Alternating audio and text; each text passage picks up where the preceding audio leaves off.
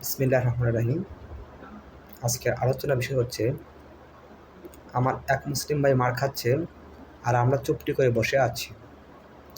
আজ বিশ্বের দিকে তাকালে শুধু আমার মুসলিম ভাই মার খায়, শুধু আমার মুসলিম ভাই মার খায়। বিভিন্ন দেশে শুধু মুসলিম রাষ্ট্রই মার খাচ্ছে, অথচ আমরা চুপ করে বসে আছি। আজ দেখেন, বিষয়টি লক্ষ্য করে দেখেন একটু। মিয়ানমারের মুসলমানরা মার খায়, আমরা চুপটি করে বসে আছি। আফগানিস্তানের মুসলমানরা মার খায়, আমরা চুপটি করে বসে আছি। সিরিয়ার মুসলমানরা মার খায়, আমরা চুপটি করে বসে আছি। ফিলিস্তিনের মুসলমানরা আজ মার খাচ্ছে, আমরা চুপটি করে বসে আছি। কোথায় গেল জাতিসংঘ, কোথায় গেল ওআইসি? একটু আপনাদের কি নজরে আসে না?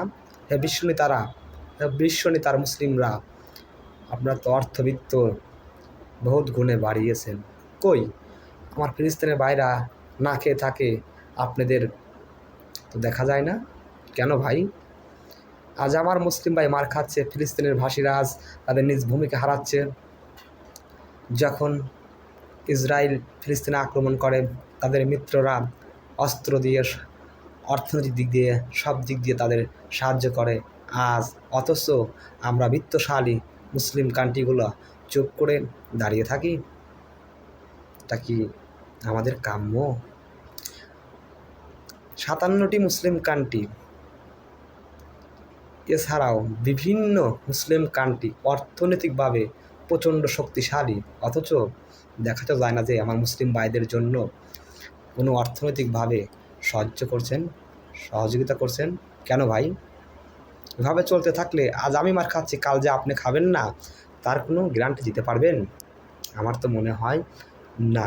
দেখেন, আজ ফিলিস্তিনবাসীকে যেভাবে অত্যাচার করছে, অত্যাচার আড়ালে তাদের ভূমিকে দখল করে নিচ্ছে, অথচ আমরা মুসলিমরা চুপটি করে বসে আছি, চুপটি করে বসে আছি। আজ ইসরায়েল ফিলিস্তিনে আক্রমণ করছে, কাল যে আপনাকে আক্রমণ করবে না, এটা ভাবা যায়? আমাদের মুসলিম সংগঠন ওআইসি, সেখানে 57টি দেশের প্রতিনিধি যায়, যে কী করে রুটি আর হালুয়া খায়, অথচ এরা একটাবার হুঙ্কার তোলে না যে হে ইসরায়েল, তোমরা আর একটাবারও আক্রমণ করো না আমার ভাইদের প্রতি।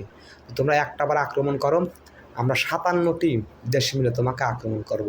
তাহলে কিন্তু ইসরায়েল চুপ হয়ে যায়।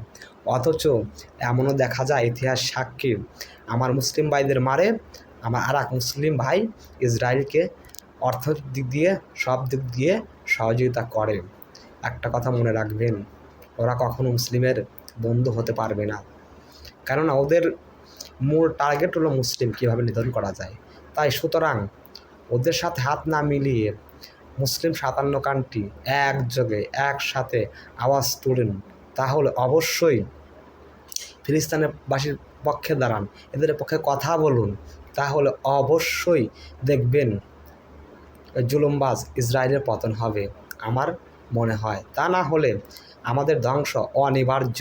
কারণ আমার এক মুসলিম ভাই মার খাচ্ছে আর আমরা চুপটি করে বসে থাকবো, আমার মহান আল্লাহ তাআলা কিন্তু এটা কখনোই মেনে নেবে না। সুতরাং অবশ্যই ফিলিস্তিনবাসীর পক্ষে হয়ে আমাদের কাজ করতে হবে, এটাই কথা। তো অবশ্যই আপনারা মন্তব্য জানাবেন।